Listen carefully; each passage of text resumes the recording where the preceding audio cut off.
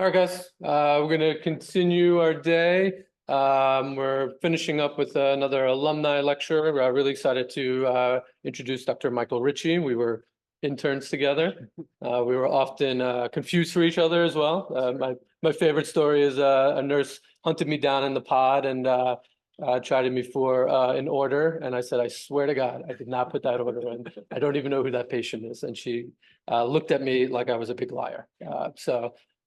Dr. Ritchie got his MD at Brody College of Medicine, trained in emergency medicine, internal medicine here at Kings County and SUNY Downstate. And then went on to get his critical care medicine. I just lost my notes here. At East Carolina. At East Carolina, and now has been working in cardiac intensive care and critical care medicine in West Virginia now. West Virginia. So give him a big Kings County Downstate welcome, please. Thank you very much.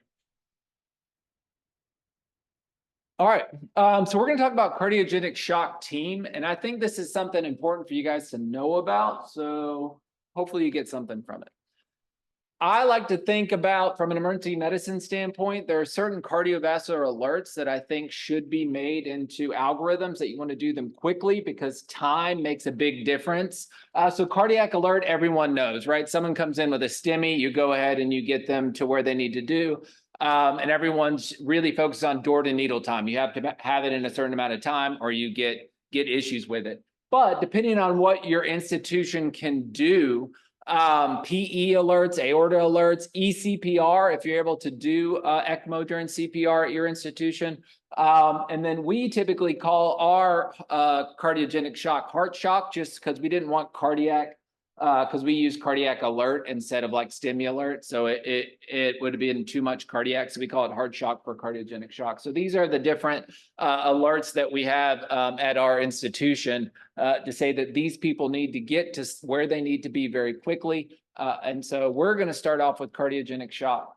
In order to do cardiogenic shock, we're going to do a quick case presentation to be able to help you out. We're going to talk about epidemiology, why it's important, and then talk about diagnosing cardiogenic shock, treating cardiogenic shock, and then a little bit about the protocol. 42-year-old male presents by EMS to the ED with chest pain. He got aspirin and sublingual nitro. He reports diaphoresis, nausea, no vomiting. The chest pain is central, no radiation, no change in respiration. If you look at his vitals, he's a little bit tachycardic, a little bit hypotensive. Not much from a past medical history standpoint, hypertension, hyperlipidemia, take some home meds. If we look at his EKG, hopefully if you're quickly signing these and looking through them, you can appreciate that this is not normal. You have your ST elevations in your anterior leads, and importantly, you also have your ST depressions in your reciprocal leads. So that would be suspicious for an anterior STEMI. You then went and got your ultrasound, and hopefully this may play. And I hope you can appreciate on this that the inferior wall is doing well and that the anterior kind of septal wall is doing nothing. So you have somebody that has an anterior wall STEMI, you have somebody that has an anterior septal wall that's not moving. That's very consistent with somebody that's having an anterior MI. So you decide that your ED assessment and plan is a 42-year-old male with chest pain, hypotension, with a STEMI on EKG with reciprocal changes. POCUS shows wall motion abnormality congruent with the EKG, and he's concerning for cardiogenic shock with the hypotension. You then activate the cath lab. The cath lab, you would go, he ended up getting a drug-eluting stent to the LAD. They also put in a drug-eluting stent to the left circ. You could argue that they could have not done that, but that's a whole different conversation and lecture. So we're going to go into a little bit of epidemiology. Why do we need to be so aggressive in cardiogenic shock? So it's the leading cause of death in acute MI. The mortality is actually 60 to 80% if you don't have intervention. So it is really poor prognosis if you're not able to get them out whenever they had it. It's higher in cardiogenic shock due to acute MI, as opposed to like cardiogenic shock due to acute on chronic heart failure or something like that. So who presents in cardiogenic shock? There's two groups. They call them cardiogenic shock due to an acute MI and cardiogenic shock without an acute MI. And that's because some people estimate that 60 to 80% of cardiogenic shock cases are due to acute MI. Literature is probably coming out now that most of those, the non-acute MIs are probably underdiagnosed, and it might be closer to 50-50, or some people may even see there's more non-acute. But it happens in about 5 to 10% of STEMI cases. So if you have somebody that presents with a STEMI, if you have 100 of them, 5 to 10 of them will present in cardiogenic shock. As an example, if you have 200 patients at your institution that come in with a STEMI or an acute MI, 20 of those on average would present in cardiogenic shock. If you then did some reverse math and assumed that 2 out of 3 patients in cardiogenic shock, or 67% of your cases, are due to MI, that would be another 10 cases would present to your institution that would be non-MI related. You would average about 30 total cardiogenic shock cases. So if you think about your cardiogenic shock cases at your hospital and you think about a 30 to or a 60-80% mortality, that's a lot of deaths going on at the hospital. How will they present? So if they present with an acute MI, typically you'll find them in the ED, or they'll be EMS to the cath lab, depending on how your institution goes. And then the other 10 that will be kind of acute on chronic or something else going on, they could present anywhere: ED, EMS, the ICU, medicine floor. There's a long list of causes for non-MI cardiogenic shock. So free wall rupture, ventricular septal wall rupture, acute severe MR, right heart failure, myocarditis, hypertrophic cardiomyopathy, Takotsubo, postpartum cardiomyopathy, traumatic cord rupture, massive PE. You could argue would be more of obstructive shock, but it does lead to right heart failure with it. So it kind of goes on either side of the line. So a long list of things for non-MI cardiogenic shock, and then you also have your MI cardiogenic shock.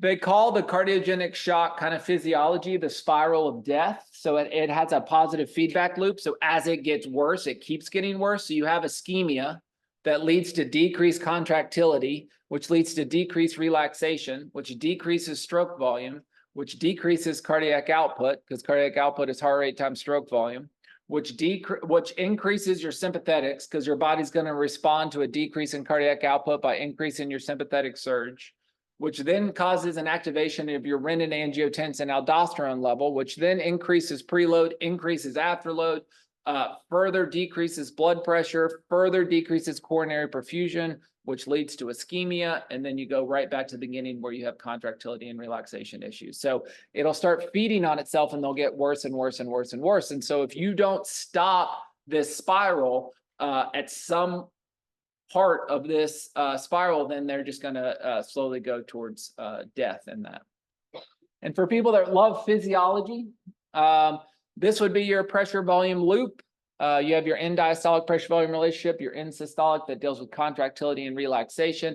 In people that go into cardiogenic shock, they both have a contractility issue and a relaxation issue. And so their curves both change. You shift up to a higher volume, and the diameter of this loop is your stroke volume. So you get a significant decrease in stroke volume, a significant increase in volume in your heart, which increases afterload, increases preload, and just overall worsens everything.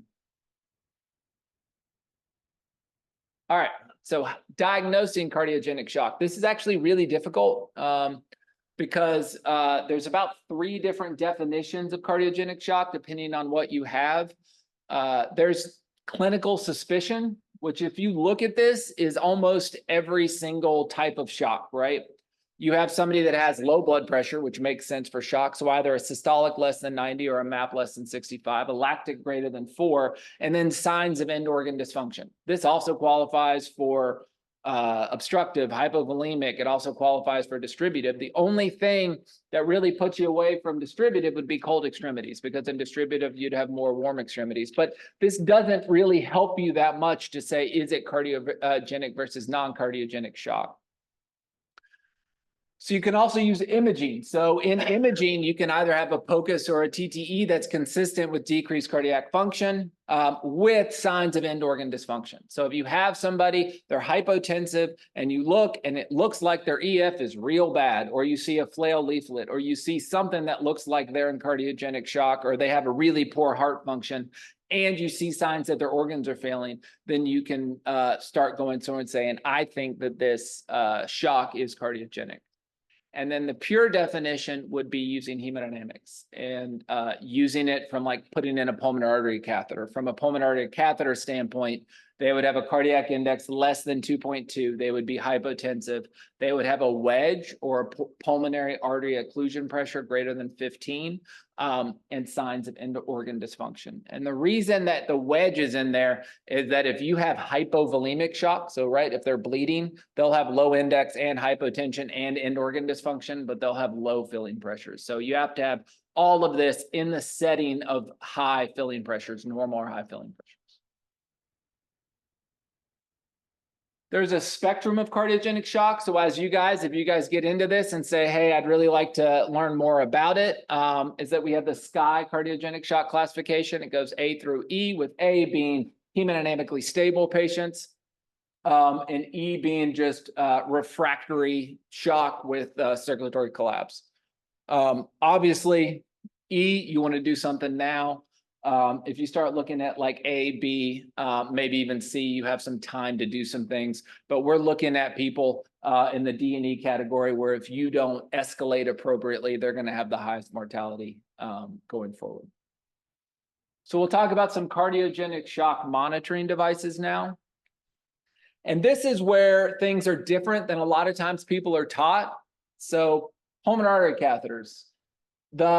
This is very important. Like I said before, it is a cardiac index less than 2.2. Hypotension, despite elevated filling pressures, is that you want to look at these things. There's a lot of controversy with pulmonary catheters. So you'll hear a lot of people say pulmonary catheters don't help. They don't mean anything. And it was true that a while ago, we looked at a lot of pulmonary catheters. There was a Pac-Man trial, there's several trials, and they looked at swans in the ICU. Weirdly enough, they looked at swans in septic patients and surgery patients. And surprisingly, there was no difference in outcome. And most of all the data in swans was in septic patients and surgery patients. Back in the 80s, everybody in the ICU for the most part got swans, and then they said, hey, maybe swans aren't that helpful. And when you just looked at everybody, then they found out they were not that helpful. And then people stopped using swans for a very long time. And then they said, well, how about we look at it in patients that have cardiogenic shock or suspected cardiogenic shock, which makes way more sense. And they actually found out, and this was a paper from 2019, is that it was associated with lower mortality. So if you put the pulmonary catheter in the right patients, it actually is very valuable to give you information. And we'll work through why a pulmonary artery catheter is a little bit more helpful than some of our less invasive versions of it for hemodynamics. But there actually is literature that shows that it improved mortality whenever they put it in. This is all the data that you can get from putting in a pulmonary artery catheter. And since this is not like a hemodynamics lecture, I'm not going to go into all of it, but you get a bunch of stuff. These are calculated. So it's a calculation of a calculation. So keep in mind that these are the least reliable, but all of the other ones are somewhat directly measured. And then the other ones are calculated based on the measurements. There's a lot of less invasive cardiac output monitors out there.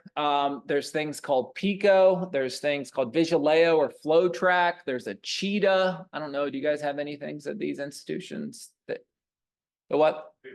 VisualAO. It's okay. When I was a third-year resident here, they made me read the entire VisualAO handbook. It has a sensitivity and specificity back in a long time ago, 2012, not too bad. That it was about 50 to 60% specificity and sensitivity dealing with cardiogenic shock. Now, a VisualAO is great for stroke volume variation and like volume resuscitation and stuff like that. You guys can do this at the bedside. I don't know from like ultrasound program, you can do your cardiac outputs. You would want to be able to calculate your left ventricular outflow diameter. So you would go in your parasternal long, you would get your LVOT diameter. You can then do pi r squared, half your diameter is your radius. You would then get your LVOT area. Then go to your apical 5, and you would be able to get your pulse wave Doppler of your LVOT. And then using your pulse wave Doppler, you would be able to calculate a VTI. That times your area will give you stroke volume. Stroke volume times heart rate gives you cardiac output. So you actually can calculate cardiac output at the bedside as you guys get more comfortable with ultrasound. That's something they all do on the, okay, great. All right. Now we're going to kind of get into how we determine who needs stuff in cardiogenic shock. So cardiogenic shock outcomes, there were a lot of papers that came out back in the day. There was the shock trial, there's the shock 2 or shock IABP trial. They looked at all of this data and they said, we need an objective marker. We need something that says who's sicker than the other people. And they came out with something called cardiac power. So at any time that we talk about people in cardiogenic shock, they're always going to ask you what the cardiac power is. The cardiac power is flow times pressure. So your flow is your cardiac output, your pressure is your MAP. MAP times cardiac output is your cardiac power. The formula is MAP times cardiac output divided by 451. Normal CPO is 1 to 1.4. Normal CPI, which would be divided by body surface area, it's about 0.5 to 0.7.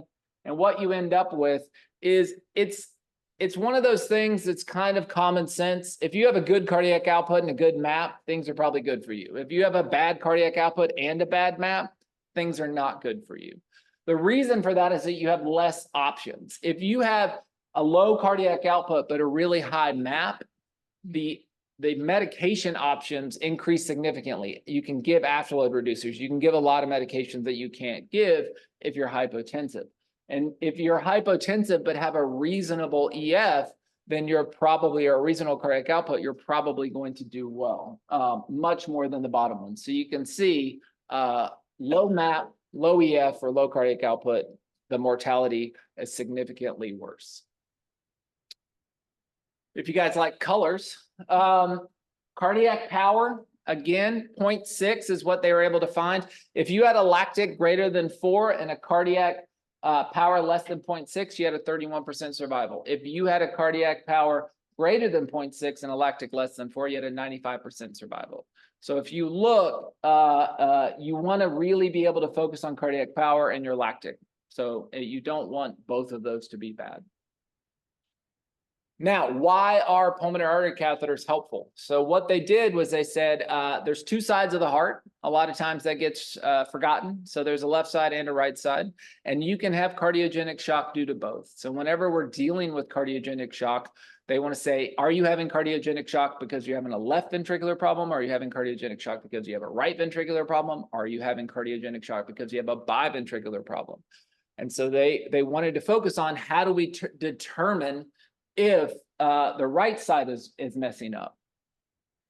The reason for this is that if you try to treat a left-sided problem when they also have a right-sided problem, that right heart will get worse and worse and worse, and they'll fail even faster. And so you need to support both ventricles if both are failing. You need to support only one if it's just a one problem issue. And so they looked at patients that had acute inferior MIs where they had right-sided involvement, and they said, how were we able to determine if people had severe right heart dysfunction? And there was a marker that turned out to be the best called the pulmonary artery pulsatility index. Are you guys all familiar with that? No. Okay. So pulmonary artery pulsatility index. This is what was found out to be helpful in acute MIs. They also looked at it in people with just advanced heart failure to say who is going to do worse. Patients that have heart failure that have RV dysfunction do significantly worse. And again, what they found was that PAPI served as a marker for RV dysfunction and strongly predicts adverse clinical events in patients with advanced heart failure. If you incorporate this in, then you're going to improve patient selection, because as we get more advanced with our heart failure, so people that are getting VADs, is that if they have RV dysfunction, they typically are contraindicated for a VAD. We don't right now in our world have permanent VADs. We only have temporary right-sided VADs. I mean, we only have implantable left-sided VADs. And so if you put an LVAD in and somebody that has RV failure, they will not make it out of the hospital. They'll just die of RV failure. And so if they have significant RV dysfunction, they don't go through with it. HAPI involves knowing what the PA systolic is, the PA diastolic, and the CVP. This is where pulmonary catheters kind of exceed their counterparts of the less invasive, because it's really difficult to get a PA systolic and a PA diastolic. Now, you can estimate a PA systolic and a PA diastolic and a CVP with a bedside ultrasound, but that's a lot of estimating to decide if you're really going to like make a life-altering decision on the person on a whole lot of bedside. I love a good bedside ultrasound, but I'm not going to estimate all three of these on the bedside and then be like, this is what we're going to do. So if you can put in a pulmonary artery catheter, you get a PA systolic, you get a PA diastolic, you get a CVP. And this makes sense. So if your RV doesn't work very well, you're not going to have a wide pulse pressure. Same thing when your left side doesn't work and you have a very narrow pulse pressure in your regular blood pressure, right? You have somebody in there like 80/60, and then you look and their EF's 10%. Same thing on the right side. If your right side doesn't work very well, you're not going to have a wide pulse pressure. So your PA systolic and your PA diastolic are going to be low. If you're not ejecting blood out of your RV because your RV is struggling, your CVP is going to get higher and higher and higher because you're leaving a lot of blood in the right ventricle. And so the lower this number gets, the worse. It's the exact same numbers as with TAPSE. If you guys are used to doing TAPSE at the bedside with your bedside ultrasound. So normal is greater than 2 for a PAPI. Abnormal is less than 1.7. There's no units to it because it's millimeters of mercury divided by millimeters of mercury as a ratio. And then the magic number that people look at, that people most talk about, is less than 1, or other people will say 0.9 or less. So you could just say less than 1, but that's what people will focus on to say how bad it is it less than 1, then they have severe RV dysfunction. All right, we're going to talk about treating cardiogenic shock so that we can go ahead and put the cardiogenic shock protocol together. Cardiogenic shock medications, there's a lot of them. There's inodilators. So this isn't like a real word, probably should be at some point. But you have medications that have inotropic properties. So they increase inotropy or squeeze, and they also vasodilate. So your two that do that are dobutamine and milrinone. Milrinone is a much more potent vasodilator. They both will vasodilate, but milrinone will do it more. Inopressors, so those are ones that have inotropic properties, but will actually increase blood pressure. And so you could use epi. We typically use epi as a vasopressor in the emergency medicine world. When I went to the University of Louisville and worked in a cardiovascular ICU, I was not allowed to call this a vasopressor. I had to call it an inotrope. And I was like, can I call it an inopressor? And they said, sure. So inopressor. It has a lot of inotropic properties, especially at the lower doses, but it also can be used as a vasopressor. And then you just have your vasopressors, which would be norepinephrine. We can talk about vasopressin, and I'll kind of talk about it on the next slide, but these would be the main ones that you would reach for. Everyone's seen one of these, right? They either have pluses, this one has hearts, I don't know, but they all tell you like what they do on the things. The problem with phenylephrine is it increases vasoconstriction, which worsens your heart function. It also increases pulmonary vascular resistance, which worsens right heart function. So phenylephrine just should not be used in cardiogenic shock. Now, there is one instance in patients that have like SAM, LVOT obstruction, if they have HOCM, where you would want to use phenylephrine and esmolol, but that is not in the scope of this lecture.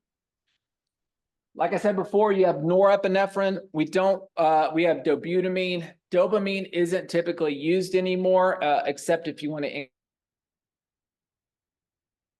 Like I said, it has inotropic properties, especially at the lower dose. Once you get above 5, it's really more of a vasopressor than it is an inotrope. phenylephrine, and then vasopressin. So vasopressin, again, is similar to phenylephrine in the fact that it increases your systemic vasoresistance, would worsen your left heart, but it actually decreases pulmonary vasoresistance. So we use it a lot in right heart failure. In patients that need blood pressure, but you're trying to offload the right heart, vasopressin is a very good choice of medication. There's also a paper for every single one of these that shows how it worsens mortality in cardiogenic shock. So every medication you can pick, somewhere it says if you give this patient a medication in cardiogenic shock, they do worse, which makes sense because especially if they're in the middle of an MI, it's like giving them a stress test in the middle of an MI. If they're going into cardiogenic shock because they just had a huge STEMI and you're like, here's some dobutamine, I want your heart to go as fast and as hard as it can in the middle of your heart attack, they don't do as well as if you can avoid having them be on it. We'll briefly go into this just real quick, just to kind of make a couple of points. Like I said before, it has inotropic properties, and it does have some vasodilatory properties with the beta-2. It can cause increased rhythm issues. Milrinone, it's a phosphodiesterase inhibitor, so it kind of goes by a different pathway. So patients were on beta blockers before. Sometimes you'll get a better response with milrinone versus dobutamine, but it does cause a lot of vasodilatation and can cause severe hypotension. It also has a really long half-life. It takes about 4 to 6 hours to reach its steady state. So if you put it on there and decide it's a bad idea, then it's got about 4 to 6 hours to come back off. Whereas if you look at dobutamine, it takes about 5 minutes to come on. And so if you're like, let's try something, I typically reach for dobutamine first, just because if I put it on there and be like, that was a terrible idea, it'll be out of the system shortly, as opposed to a long time period. Epi, like I said before, is an inopressor. These are great for people that end up in a low cardiac output, low SVR state. It's kind of a mixed cardiogenic distributive picture. There are times when people can have both. They're not always going to fit in those neat little categories that you have to like write out with your 4 different types of shock and make a table and do all this stuff. Patients that go and do a CABG, they get real inflammatory because they go under bypass and they end up with low output, low SVR. People that have huge MIs, they end up really inflammatory from the heart injury and they end up with low output, low SVR. People can have sepsis on top of their heart failure and end up with low output, low SVR. And so these people need MAP, but they also need cardiac output, and epi may be a good decision for these people. If you just need to pick a medication, if you're like, I'm unsure, I'm just going to pick a medication, then definitely just pick Levophed.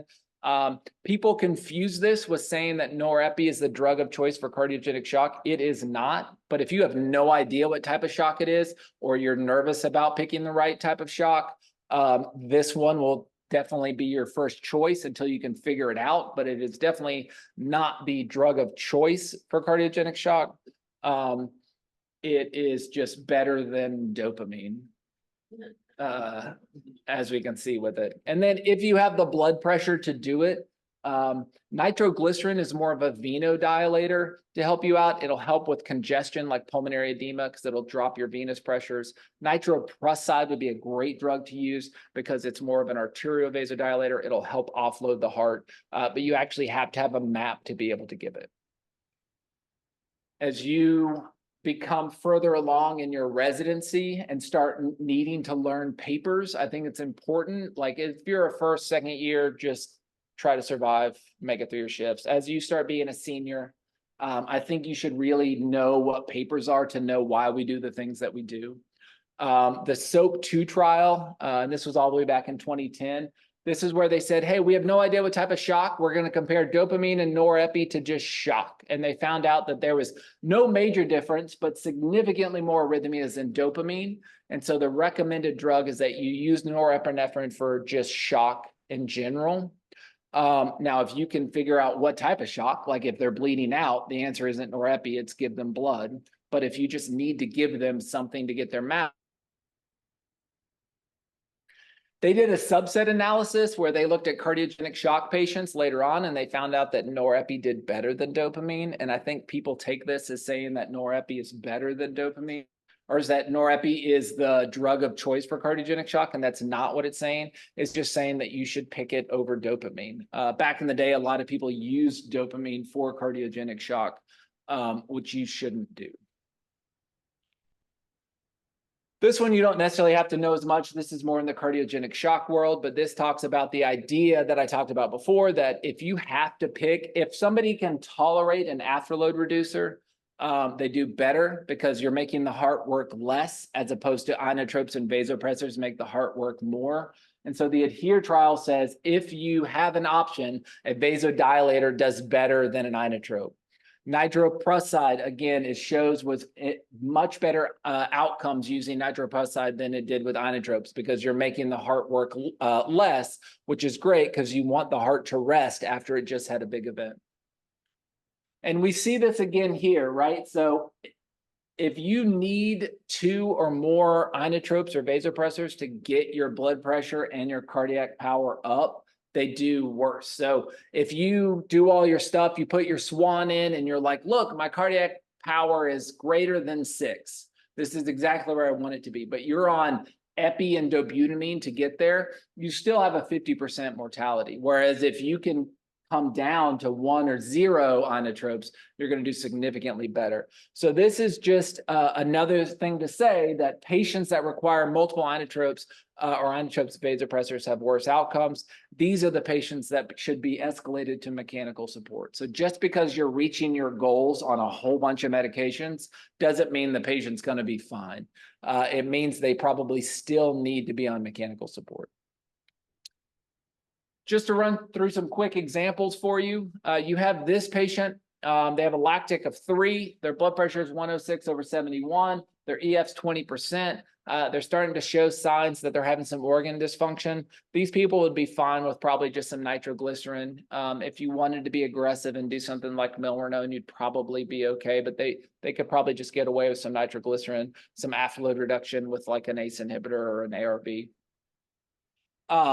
As you can see here, the pulse pressure difference is much narrower, 98/84. They have a lactic of 7. So even though their blood pressure is fine, their MAP isn't low, they're still showing signs of end-organ dysfunction because they're so clamped down.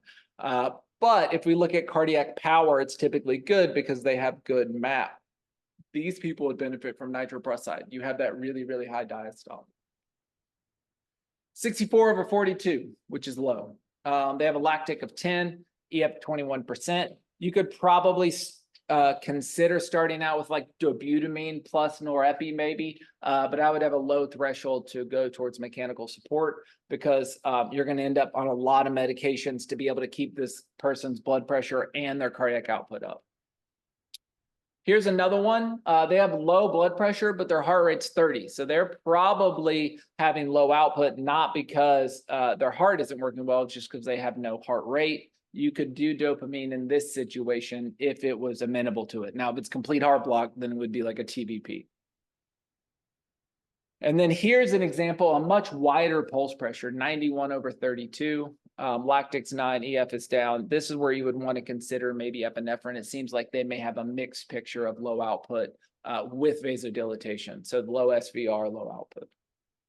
And then you have somebody here, their heart rate's 140, their lactic's 12, things are not going well. Their pulse pressure's 9. They have no real difference. They're struggling. They are probably just need to get to mechanical support as fast as they can. All right. So we're going to spend the last 20 minutes creating a cardiogenic shock algorithm, taking all this information and saying, what can we do to make sure we get these patients where they need to be if they need additional support?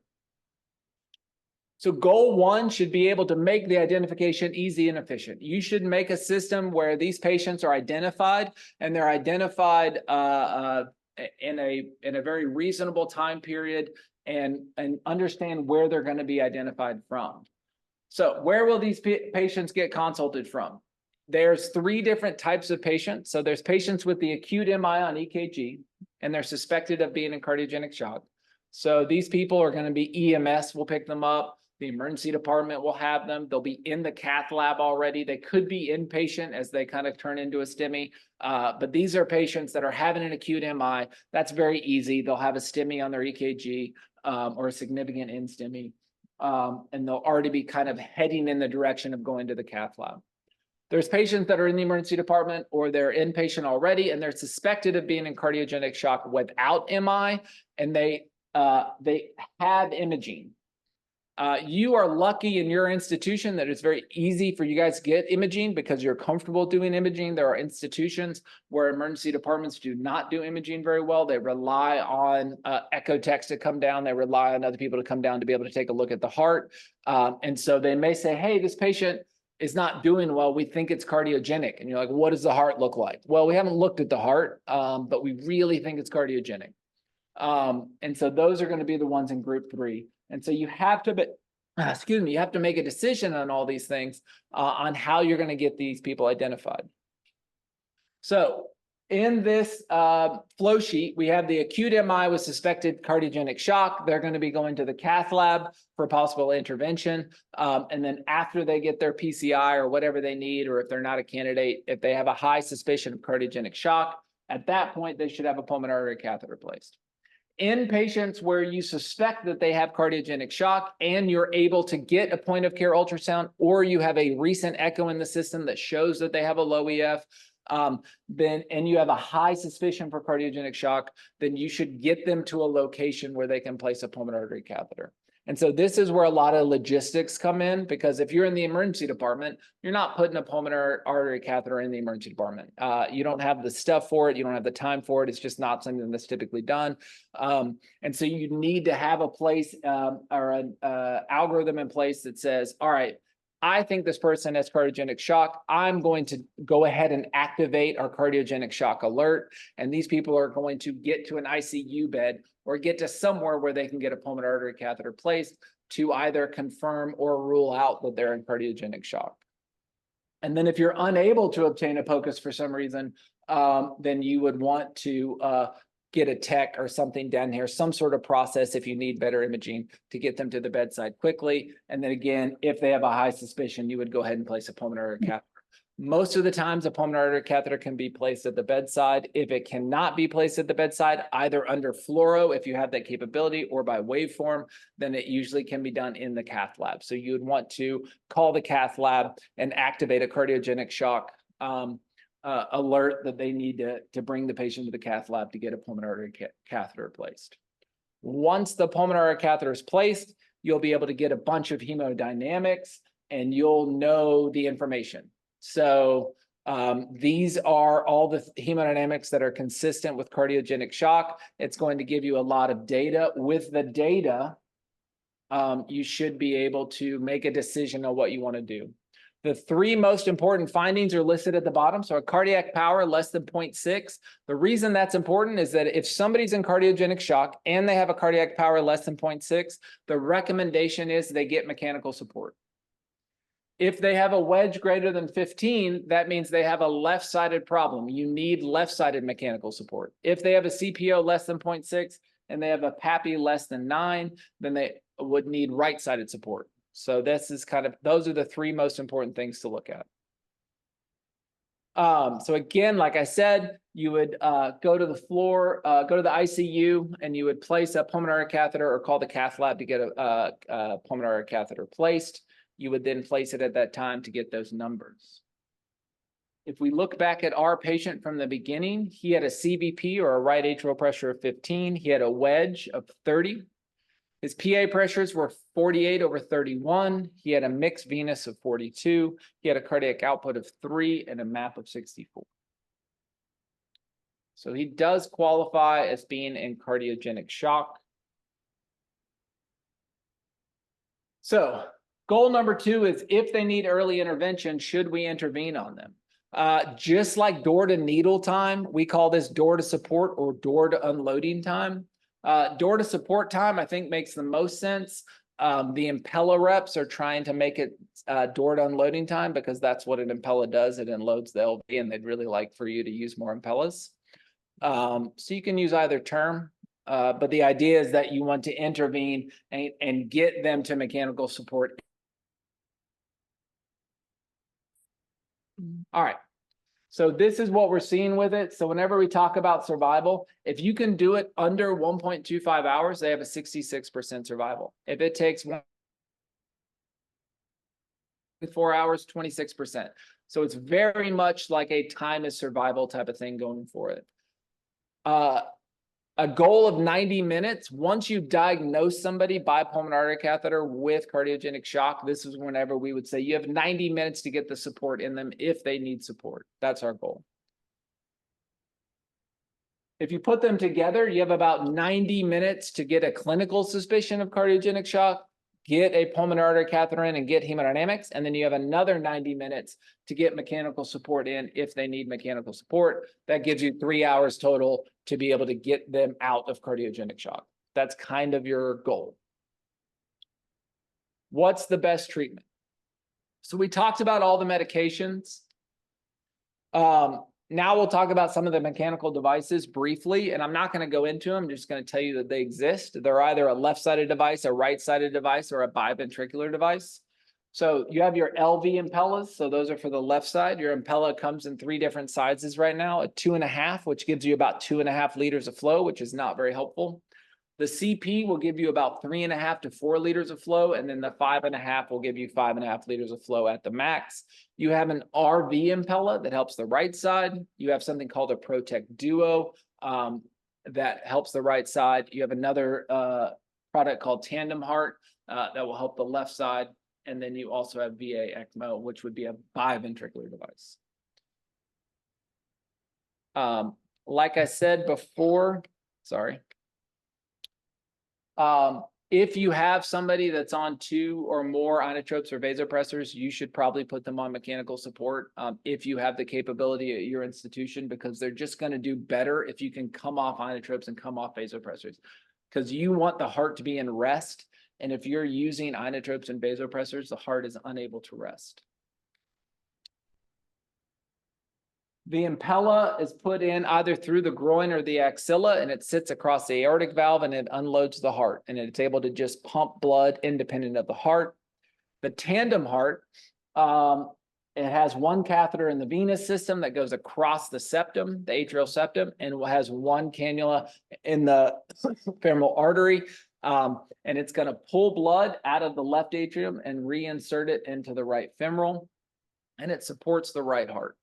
Or sorry, supports the left heart. And then you have VA ECMO, where you pull from the venous system, return to the arterial system, and it bypasses both the right and left heart, so you can be in both.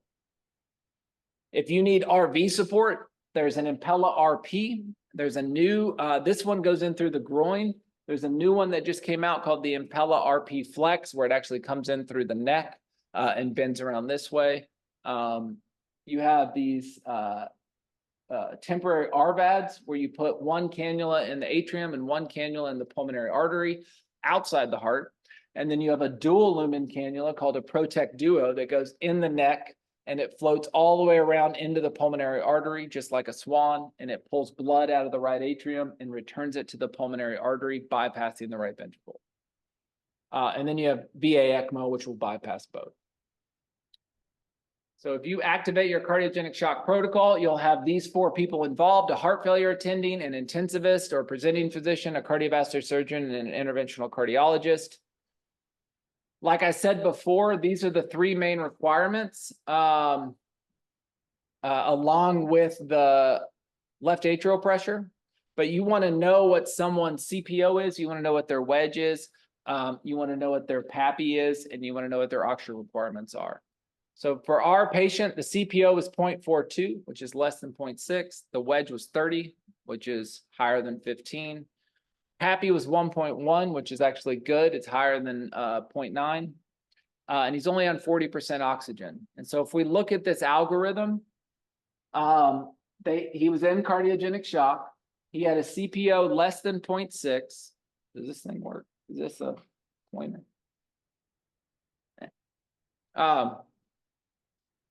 He had a wedge greater than 15, but he had a PAPI greater than 1. So it ends up being LV dominant cardiogenic shock. He's not hypoxic. He's on 40% oxygen. And so he would need some sort of left ventricular mechanical circulatory support. So an LV Impella, a tandem heart, or you could do VA ECMO if you wanted to. One thing to consider when you're considering a device, so you've decided to put a left ventricular device in this person. We have a cardiac output here, but what we're missing is a body surface area. So what you want to know is how much support this person needs. So you want a cardiac index greater than 2. So if he has a body surface area of 2.1 and you want a cardiac index greater than 2, you would need a device that would give him at least a cardiac output of greater than 4.2. That makes sense? If you can get it above 2.2, you want him to be able to be fully supported with the mechanical circulatory support. Since he was in the cath lab for this case, they put an Impella CP in, which goes in through the groin, can be done very easily in the cath lab, and they put this in him. They were able to support him. His assessment and plan, he was put on aspirin, ticagrelor, high dose atorvastatin. They were holding all of his meds because he was in shock. He was on an Impella. They did a heparin drip because of the Impella. He was on Levophed because he was hypotensive after the MI. Like I said, a lot of times they end up vasodilating. They get a low SVR. That night, he was able to be weaned off vasopressors. His echo showed severe LV dysfunction with anterior septal wall hypokinesis. His mental status improved, his cardiac output improved. They reevaluated him the next day. He continued to look good. They didn't feel like they needed to update to a higher device than just the Impella CP. He had come off the Levophed. They were even able to start weaning the Impella.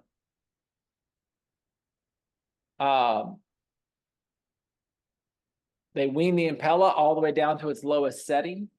The next day, they were able to stop the heparin and actually remove the Impella. They removed the Swan. They were able to start him on some afterload reduction the next day. And he actually even went to intermediate unit. So it was a fairly quick turnaround for this gentleman who had just had a fairly large MI, was in cardiogenic shock. He recovered. His EF improved to 45%, although he does continue to have some anterior wall motion abnormality. All right, so we're going to talk about management and outcomes of cardiogenic shock. They looked at cardiogenic shock teams, and what they found out was cardiogenic shock teams use more pulmonary artery catheters, like we talked about, less overall mechanical circulatory support. They used more advanced circulatory support, so less balloon pumps, which was shown to just not be very helpful. And they found out that the presence of a shock team was independently associated with lower CICU mortality. So if you have a cardiogenic shock program at your institution for cardiogenic shock patients, they do better. The gold standard is the National Cardiogenic Shock Initiative. This originally was the Detroit Cardiogenic Shock Initiative out of Henry Ford. They then made it the National Cardiogenic Shock Initiative. They took a disease process with a 50% mortality, and then turned it into a 20% mortality. So they had 80% survival once they introduced the cardiogenic shock team. Same thing with ANOVA out of Virginia. They had about a 50% survival rate, and they increased it to an 80% survival rate once they put in the cardiogenic shock team. Utah and Ottawa, same thing. Once they instituted it, they ended up having significantly better outcomes. For Henry Ford and the National Cardiogenic Shock Initiative, they had early use of mechanical support within 90 minutes, and they had a 98% survival to the procedure and 72% survive to discharge. For Ottawa, they had an increased use of mechanical circulatory support, especially the Impella 5, which has now been changed to the Impella 5.5, but had a significant improvement in outcomes. If we look at Innova, they have the most data. They've kind of done the best overall in terms of getting their data out there. But as they continued on with cardiogenic shock, they've taken a 47% survival and turned it to a 77% survival. And this included patients with cardiogenic shock following acute MI and cardiogenic shock with acute decompensated heart failure. They were able to get a 68% reduction in mortality and a 30% reduction in mortality. Utah, same thing. They were able to take a 13% absolute risk reduction in hospital death once they did a cardiogenic shock team. So just to review, if you have a clinically suspected patient of cardiogenic shock, this is where you want to have an algorithm in place that's able to get them to somewhere in the hospital where they can get a pulmonary artery catheter. Once they get a pulmonary artery catheter and they get hemodynamics, you would either diagnose them or rule them out for cardiogenic shock. We're actually fine if you miss some people, or if you send somebody up and they end up not being in cardiogenic shock. I would rather have some false positives than miss a whole bunch of people that were in cardiogenic shock that didn't get it. I had an attending that told me that said, if every one of your lumbar punctures are positive, you're not doing enough lumbar punctures. You shouldn't only have positive lumbar punctures. It means that you're missing a bunch of people that probably have it. Same thing with cardiogenic shock. If every single person that I get is positive for cardiogenic shock, it means there's other ones out there that we're probably missing. So we're fine. If you bring somebody up, we put in a SWAN and it says, oh, their index isn't that bad. It's more of a distributive component or something that's mixed. Great. They don't need mechanical support. They don't need devices. We're fine with that. We'll send them where they need to go. They're still in shock. They still need the ICU. It's not a big deal. And then here's your algorithm to say, hey, if they need support, this is how you're going to make that decision. By making it objective, you're going to give the same management to all the people. And then your options are going to be either they don't need anything, or if they need something, they either need just LV support, just RV support, or they need 5V support. All right. Thank you. This comes ahead of the company's shareholder meeting this week. One of those shareholders joining us now, we've got Paul Beasley, co-CEO of Marcus Portfolio Management. Paul, it's great to speak with you, and thanks so much for taking the time with us this morning. I'm curious from your perspective, how you are digesting movement that we've seen with Infinity stock over the last couple of days. It doesn't change anything about your I typically will still do the dobutamine if I'm like iffy on it, just because it's like, I know it's going to be like real quick and stuff, but oftentimes, especially if they're in shock, like the milrinone is so vasodilatory, and it just takes such a long time that I'll usually just do dobutamine and then add some sort of vasopressor. But yeah, oftentimes I'll see that it's not quite what I want it to be, and then we'll go to milrinone if we feel like they're able to tolerate it. But I guess first thing in terms of definitively diagnosing the cardiogenic shock, we feel undifferentiated. Would, in terms of transferring a patient to like a cardiac center, where do you feel like Sure.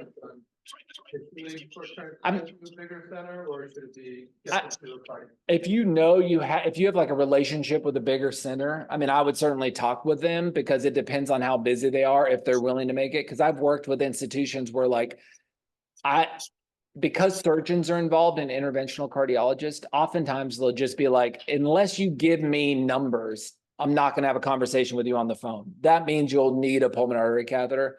Other institutions, if you say, hey, their heart's barely moving, we're on, 5-dobutamine, levo, blah, blah, blah. Some people would be like, all right, that seems reasonable. You have renal failure, you have a lactic.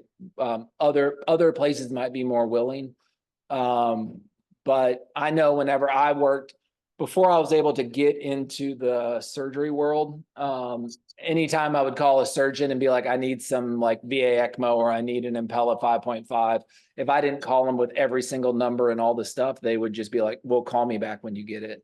So it really would depend. But if they are willing to do without it, that's great. But if you have that relationship where they want it and you can do a SWAN in the ED, I mean, it's now the gold standard for getting people to mechanical support if they need mechanical support.